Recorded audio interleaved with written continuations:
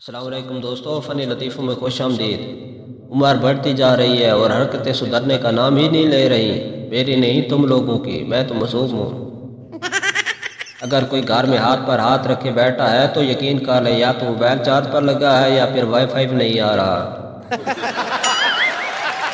पाकिस्तान एक ऐसा मुल्क है जहाँ लोग लड़ने से पहले कहते हैं तू हाथ लगा कर देख, और लड़ाई के बाद कहते हैं तूने हाथ लगाया कैसे। मैं सुधरना चाहता हूँ, कोई ऐसी लड़की जो दिन रात वीडियो कॉल पर मुझे नाते सुनाए। जानते हो उम्मीद टूटना किसे कहते हैं? जब मेहमान प्लेट से आखिरी बिस्किट भी उठा ले। अम्मी सोफा बैठने के लिए होता है, लेटने के लिए नहीं।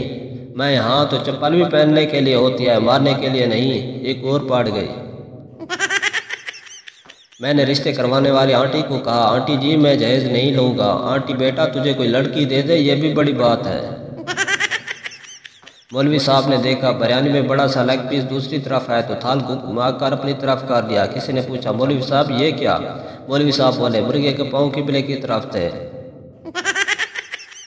एक क्लास में मैडम को बेहोश करना था और दवाई नहीं मिल रही थी। एक लड़के ने उठकर कहा सर इसे मेरी जुराबें सुगा दें। उस्ताद ने कहा इसे बेहोश करना है, मारना नहीं।